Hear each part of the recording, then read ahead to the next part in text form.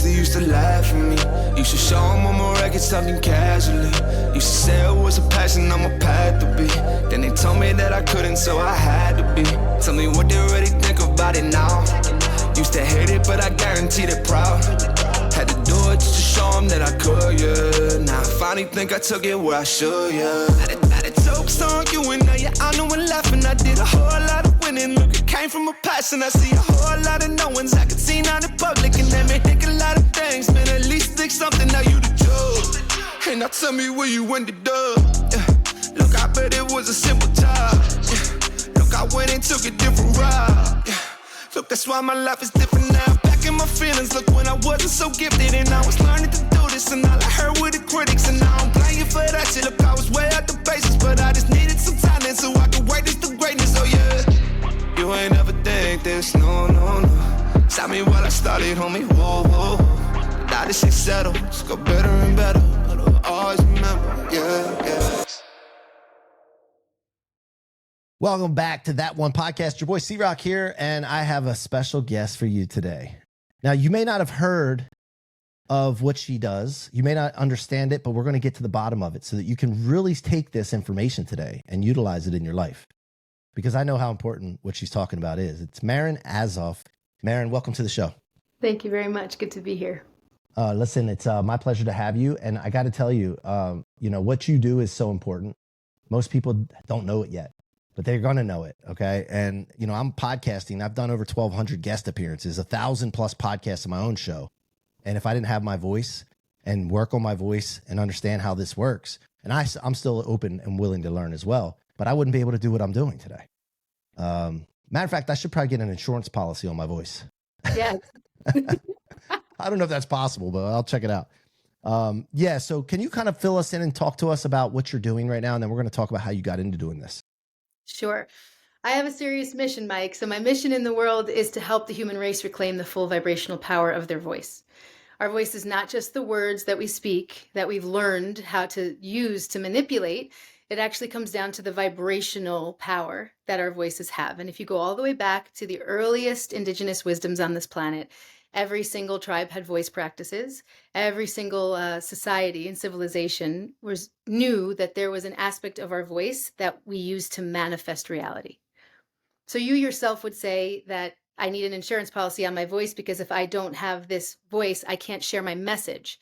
And the message is important, but we can take it to a level deeper even to the fact that what most humans do not remember, and we did know it at some point, but what we do not remember is that our voice is the faculty of breath and body, and then sound vibration that gets created from that, which then moves through your entire nervous system.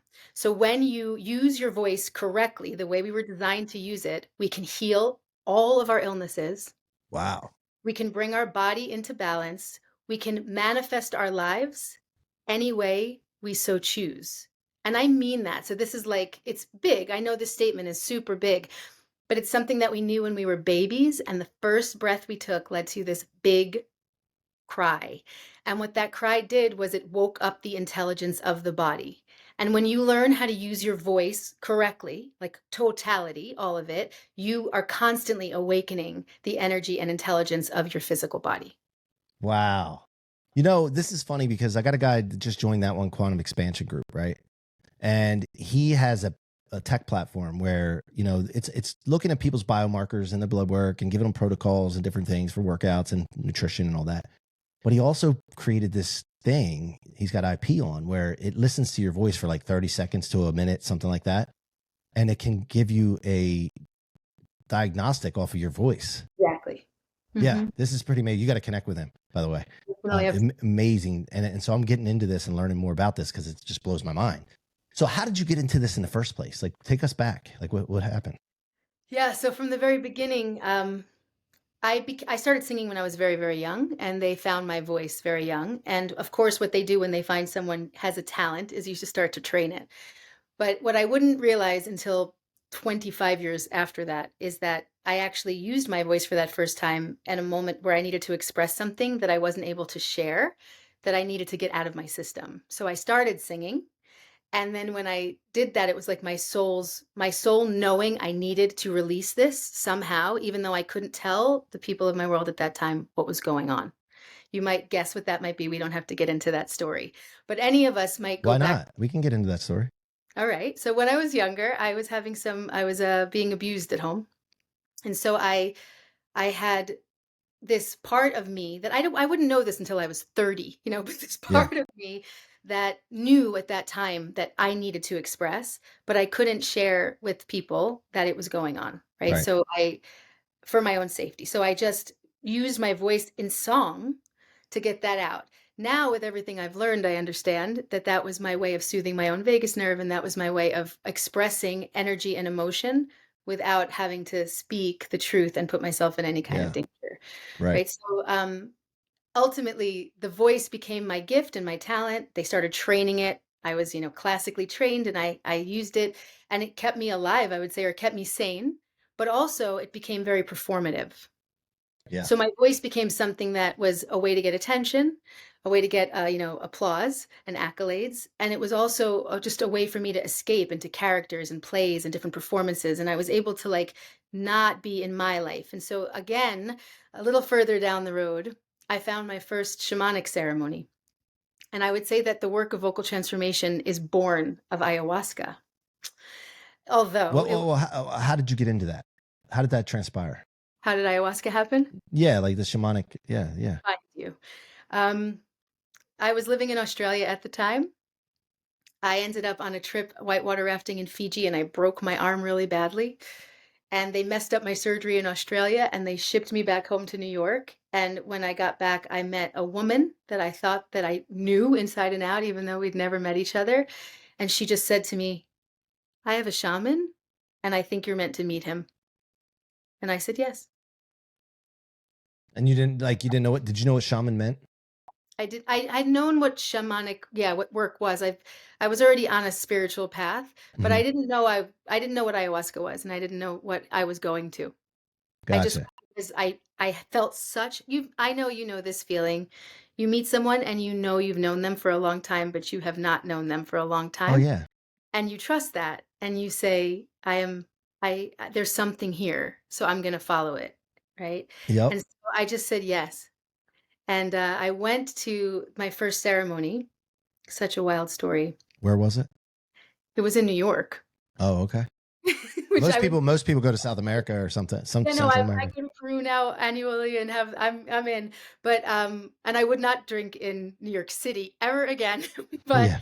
that was where it came to me, right? Vroom, it came in and was like, okay, let's go.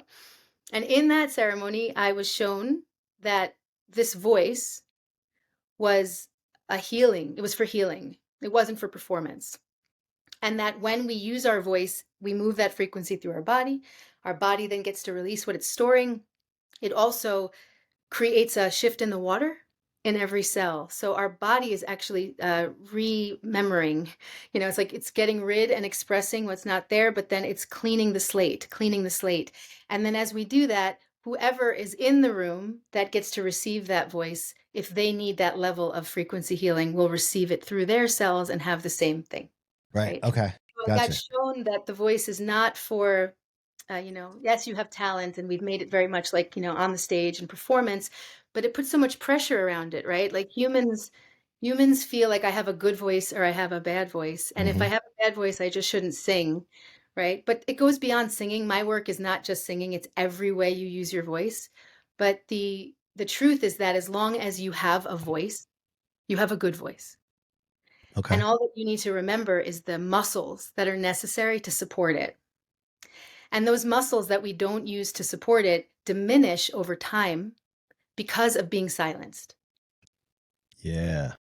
Yeah. All right. So we're gonna dive deeper into that, but I want to know about the ayahuasca the first time you took it, or like what happens when you, because I never did it before. Oh, well, we can have a conversation about that. But so ayahuasca is a little crash course here. So she's DMT, right? I say she because there's a feminine spirit to it. We call her the grandmother. She is DMT, and she opens up your third eye. She basically gives you access to your pineal gland. The same access that you would get from 30 years of meditating and breath work and the work that you can do. You do not require this medicine to access these planes. But what she has the ability to do is to open up the unseen realm. I would basically call it a bardo. I don't know if you know much about the bardo teachings, but she trains you to die. Mm. What they call her work is the shamanic death, the death of the ego. And what you get is the experience of crossing through the veil and being in that in-between realm that we would say we go to before we cross completely. Purgatory, like purgatory, right? Yeah. Yeah. And the beauty of her medicine is that you get to be there and experience what you will need to face.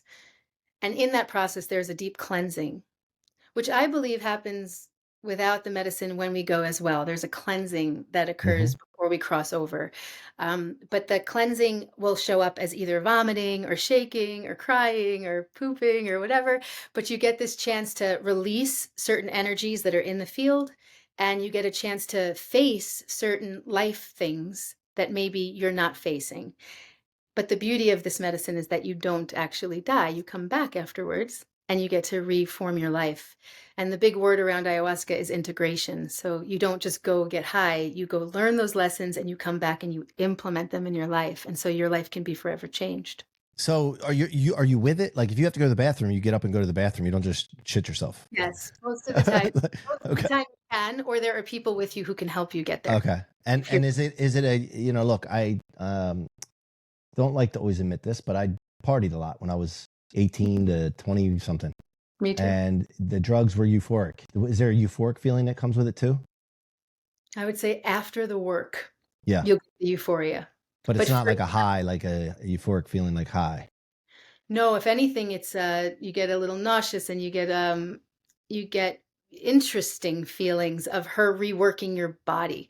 Okay. So this is not something when people talk about ayahuasca as drugs, I'm always like, there's no way that you could classify this as a drug because you're never going to have teenagers on street corners being like, let's take a shot of this medicine. She literally works your shadows out of your being.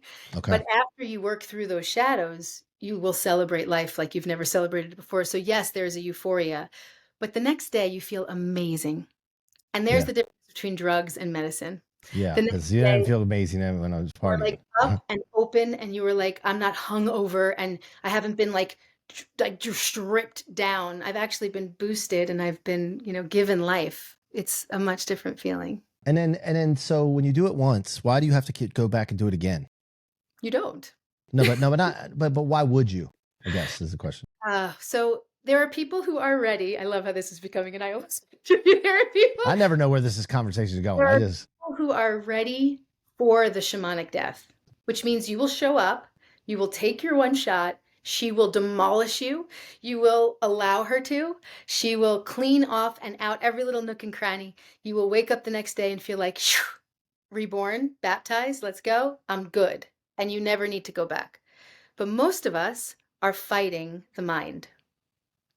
So maybe during a 6-hour ceremony, she gets the opportunity of scraping off the first couple layers of what's going on, because our mind doesn't want to be uncomfortable or doesn't want to go where she's taking us, or resists when you're shaking and she could just shake you out. You'll be like, I don't want to shake, So we meet parts of ourself and our ego along the way. And so depending on whether you're actually ready to give it all up or not, you might surrender, right? Surrender. It's important. Surrender. Yeah. You might do like layers of it. Do they prep you beforehand to kind of prime you? It depends who you're working with. Okay. Yeah. But don't do it the right way. They should be able to prime you. People who don't. Yeah, they should be able to prime you and then help you set intention. 100%. Right? Yeah. I think that's very important. Anything we do, set an intention, getting clear on what you expect them to accomplish here. Exactly.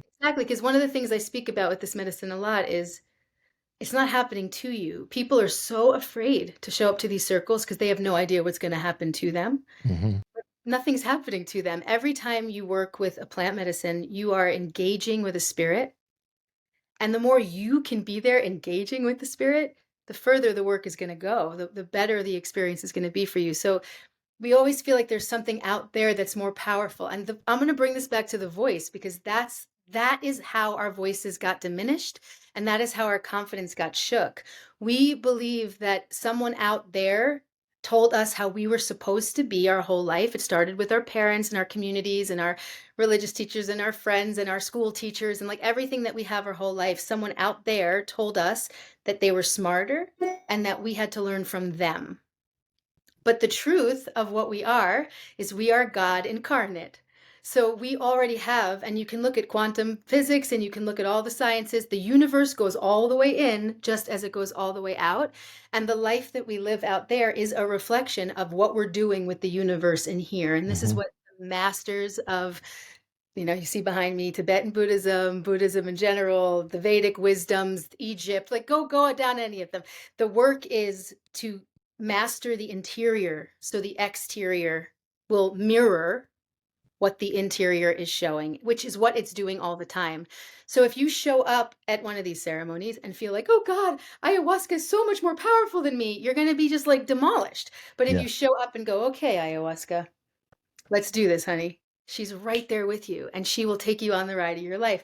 So I don't want to keep talking about the medicine because she gave me this work, like literally that medicine in this ceremony said, Maryn, not everybody will be able to sit with me and drink. Not everybody's emotionally or spiritually ready to actually sit and face me, right? But every single person that has vocal cords has a voice. And you can get the same level of healing with that instrument that I could give you this way. Wow. And how long does it take longer when you're doing the voice work versus? I would say that the full practice is 9 months. So we're talking about the shamanic death is equivalent to the rebirth, right? That's what we're all looking for. And with the voice, it takes 9 months to rebirth yourself. The same amount of time it takes to birth originally. With your own voice, you can rebirth yourself. Wow. What about psilocybin? Have you, like I did that recreationally, but that's not fun when you're doing it like that. I would say ceremonially, it's amazing. Yeah. Similar to ayahuasca or different? It's a little bit of a lighter shade, but very powerful, but a lighter shade. The way I describe them is that ayahuasca is working with the DNA and psilocybin is working with the neural network, with the brain and how it works through your nervous system. Okay. Got it. That's a great explanation. All right. So then, so let's go through your healing journey with the abuse that you had, right? Like, how were you able to so I always say when we go through trauma or we lose consciousness, we deal with pain, energy gets condensed into a solid and it feels heavy and dark and it's very low frequency. But then when you're able to break that up and it frees that energy up and it goes up to a higher frequency, there's like a euphoric feeling and it feels like you're walking on cloud 9. And so how are you able to break up that trauma, the energy that you went through? Well, ultimately, I would say it is with my voice that it happened. Yeah. And it actually came from another big trauma. I broke my neck when I was 33 years old. Oh, my. I spent almost 6 months in a hospital bed healing a broken C1. I broke it in 4 places and they put me into stillness. And for me, when I look at that story now, the trauma was at second chakra, right? So it was sexual abuse at my second. And the second chakra is directly connected to the 5th. So what we create down here and how we intake the world and feel. The second chakra is about creativity, sensuality, sexuality, relationships, and emotions. So when we open up that area, our birthright or what we're meant to do is we create and we express. We create and we express. But what starts to happen is editors, and they develop at 3rd chakra and 4th chakra and 6th chakra. Like we have all these editors of don't just let it fly out of your mouth. No. You have to watch. Filters. Yeah. Right. So this work is to free that connection back up for when you have a natural instinctual creation and then you feel confident enough to just let it out without fear. And I had to break at the top of my spine here, right at the top of my throat chakra, so that what was stuck in my second could release. Okay. So are there times where you should have filters though, so you don't say things you shouldn't say?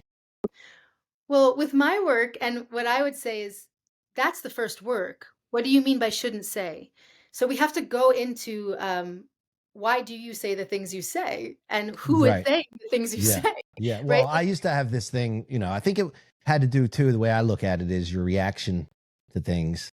And I would say things before I even thought, right? But it was really, you're speaking from your heart, right? Where your heart is. So what's wrong with that? Well, because you got to be careful, because if your heart's in a bad place and you're hateful, you're angry, this and that, the It's not your heart. reactive. Oh, okay.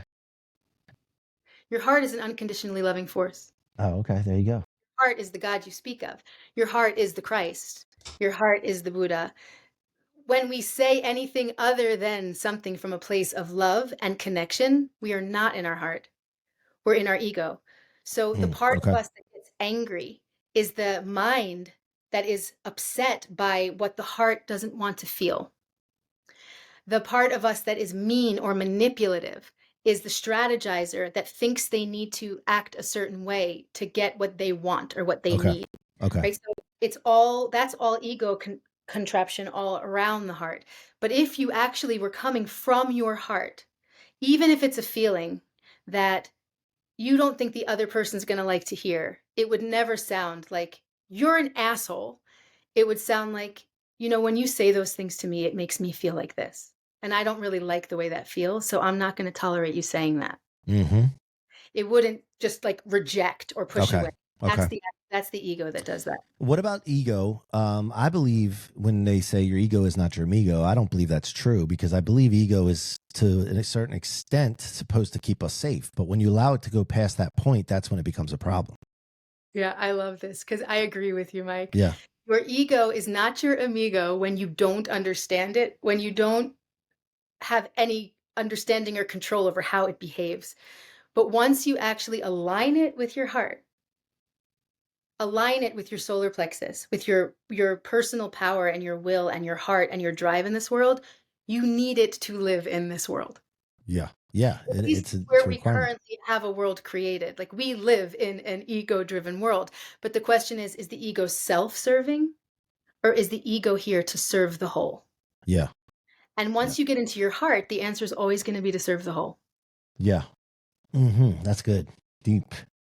So what about the abuse that you went through, and how that, as you carried on in life with other relationships, right? And how did that affect things? And what like symptoms did you notice from it? Gosh. And then how are you able to like evolve into, and what has it evolved into? Everything you said before. I was on drugs and alcohol. I was having sex with absolutely everything. I was an absolute wild child. I was a liar, a manipulator. I was all of these things. I had that part of my ego that was, I thought that sex was what sells. I mean, look, in the world, it kind of does, right? Yeah. But I believed that was my worth, and that was how I got attention. I was like all of that crap that we all have to like live with. I was that. I was just burning bridges and destroying the world around me and just grabbing whatever I could whenever I could to get that void, that attention that I thought. Validation, right? Yeah.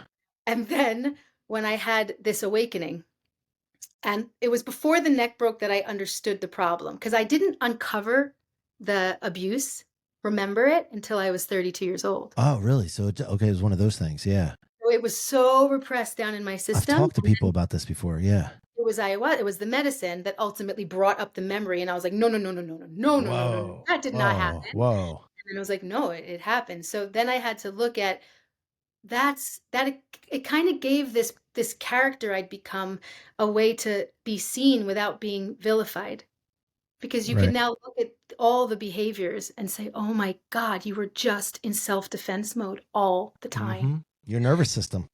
So now that I see that, okay, now we got to look at what actually it did to my life. And once I got to look at why that Maryn was acting the way she was acting, I went in with my voice and I released everything that was pent up inside of me, layer by layer by layer. And once that was set, which is what my work is all about, once that was set, I now, as you spoke before here, I feel Maryn is the great blessing that gets to hold the channel of divine spirit, God, that wants to move through this body. And this body is grounded, healthy, secure, strong, confident, well, and vital.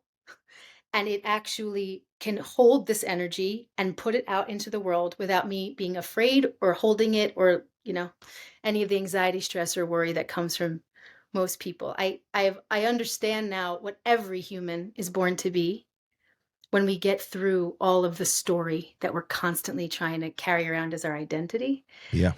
And the voice work is a way to express it. So when we were babies, we knew that the moment we needed to be changed or fed or turned or held, it was like, Yep. when we were in our terrible twos, or like, that's the second chakra. So that's this editor I was talking about before, 6 months to 3 years old.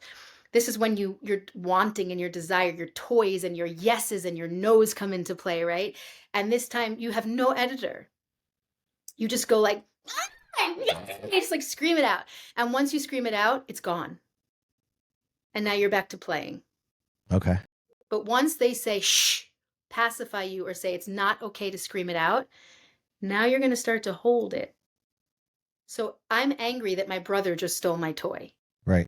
I'm not allowed to scream it out for a few minutes. And my family says, don't yell. This is not the way to behave. Like, get over it, or whatever it might be. Punish me. Put me in a room, whatever they might have done. Now that feeling that would have just gone, and be done with, right? Now that feeling is, Mm-hmm. and I'll get over it with a coping mechanism up here. My mind will start to figure out how to get over the feeling in my body by adjusting something up above and just moving right along. Gotcha. But the longer that we do that, the more we do that, how pent up what is in our system, and that becomes every disease we know. Yeah, it makes sense. Well, you know, there's a in the Middle East, when somebody dies, the husband dies, and the widow will scream for a few days.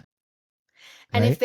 if they don't have enough power to scream themselves, they have wailers. Yeah. They have other women who come and wail out the grief for the family. Oh, yeah. my God, how Do you beautiful. think? Well, do you think that there's a concerted effort in the West to prevent people from doing this kind of stuff and programming them not to do these kind of things, increase disease, and then that big pharma wins and all this other stuff?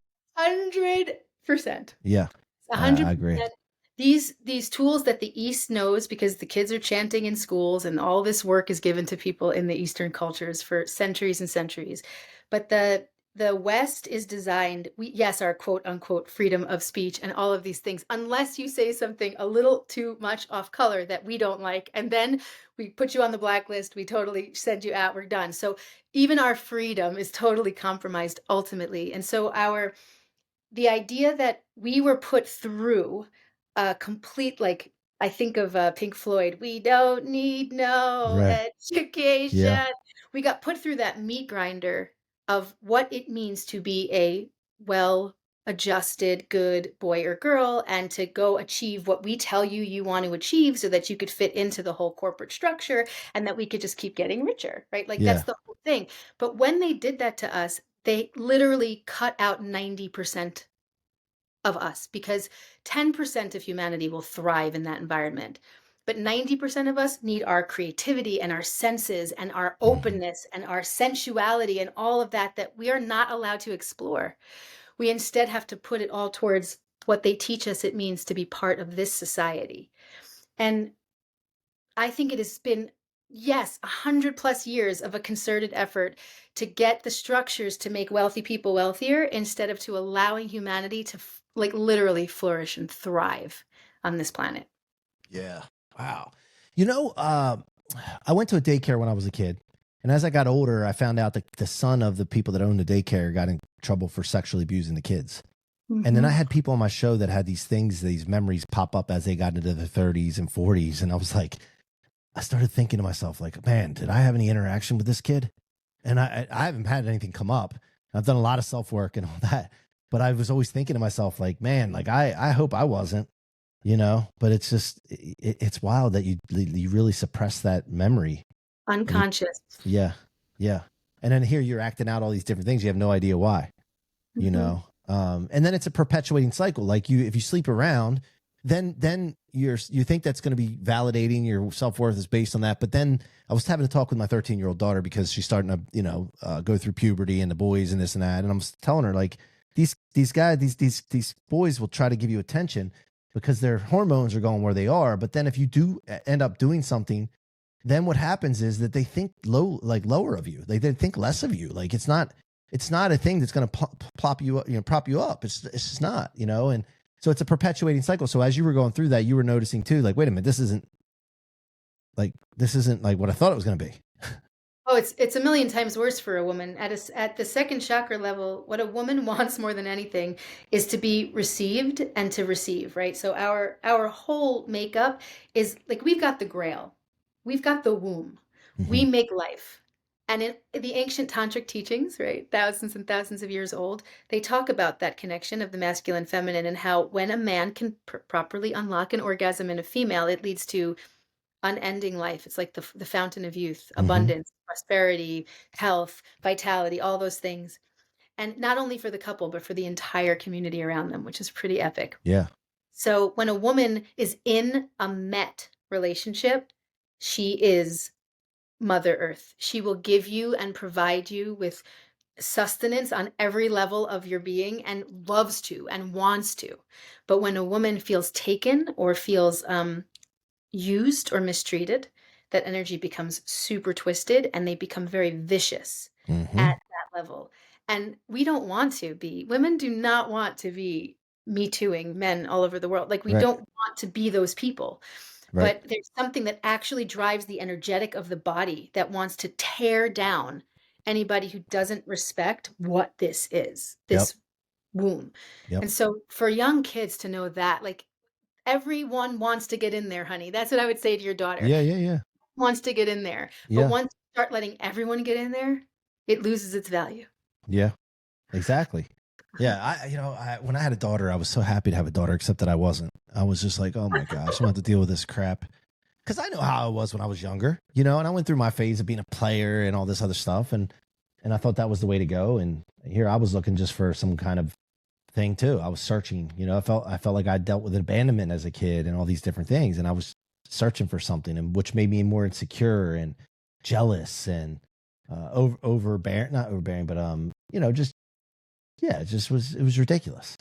And then I started figuring out, wait a minute, if I just work on myself and feel good about myself, then I'm going to be more attractive.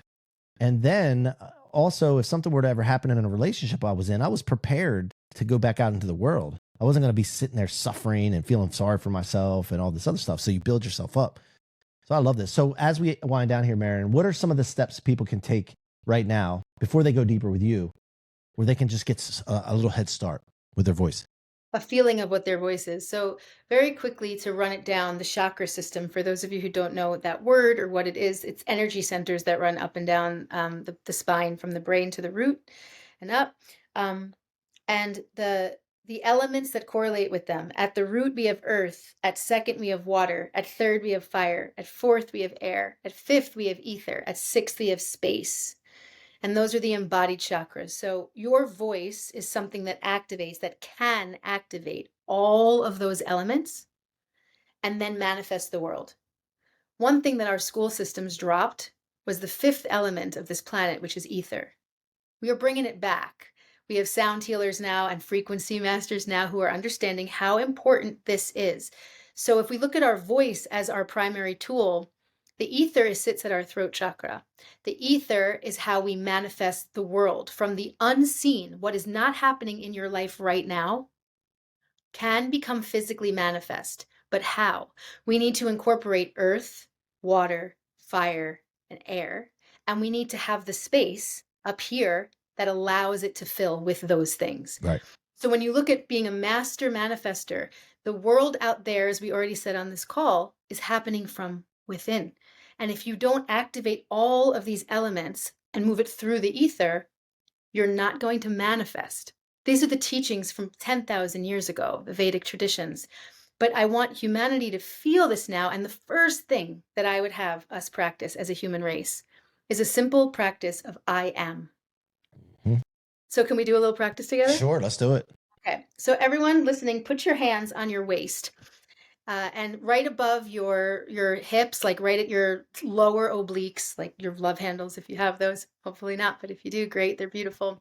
So if we take a breath in, can you feel your breath go all the way to that area of your body, down Yep. into your waist without your shoulders lifting? Okay, so if you breathe in, can you breathe down into the body instead of up into the upper lung?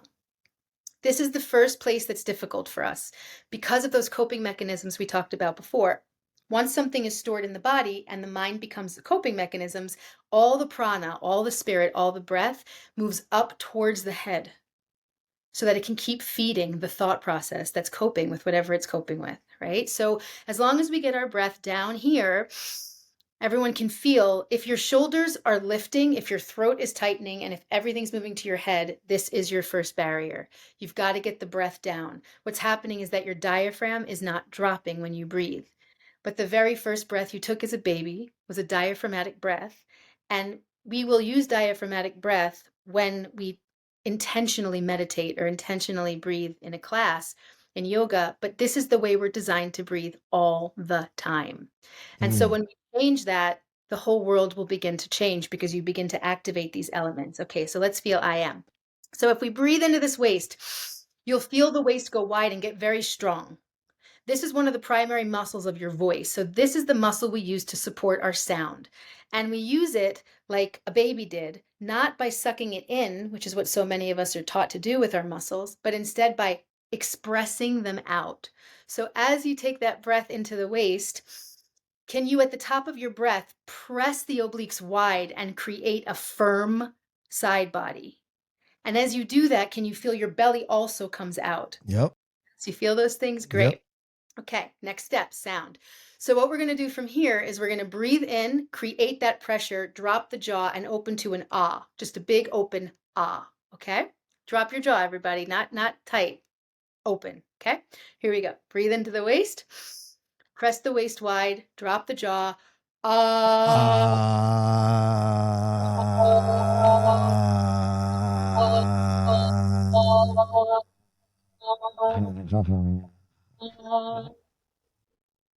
It feels weird to keep your mouth open. Yeah, I doesn't wasn't it? doing it at first. I had to look over at myself. Like, wait, my mouth's not open. I was You paying able- attention to the teacher. Were you able to keep the muscle working the entire time? Yeah. Yeah. Or was the muscle collapsing because it was No, weak? no, I felt like I was because I focus on when I work in core. I'm always intentional, so I was using that. Yeah, yeah. So here's how your voice works. So simply like ah, it all happens from these muscles down here, not from up here. And this is how we begin to make the change. Now, if we look at that expression, I am. This is the I am that I am. Right? And the first thing that I believe a human race needs is that reset. We need the reset of no blank after, just I am. And when we can feel the empowerment of that truth, it is truth. You are. It is truth. With no definition or anything, you could feel who you really are. And then you can intentionally fill in the blank. And when you intentionally fill in the blank, the world will create exactly what you tell it to. But if you don't know why that blank is what you're filling it with, that's the first problem. There's too much confusion. You can't manifest your prosperity, your abundance, your health, your joy, your truth. You can't manifest the life that you want to manifest unless you know yourself before that blank. You need to know yourself in totality. So that's where I am comes into play. I am are the two most powerful words a human can say. Claiming your place on this earth in truth, right here and right now, will give you the culmination of all of your power to wield out as you so choose. Powerful stuff. So I want you to feel that I am from this waist. So we're going to speak it. No, let's chant it. So we're going to go, I am. We're going to give it some tonality instead of just going, I am. Okay. We're going to give it tonality. Okay. But with the same waist here, we're going to breathe in, make a nice strong waistband. Remember to drop the jaw. I am.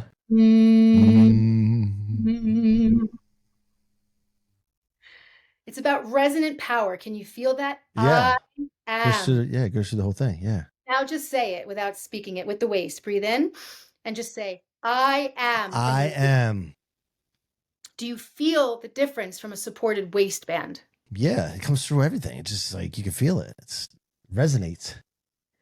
And that resonance is a physical frequency wave that goes out into the world and interacts with everything it touches.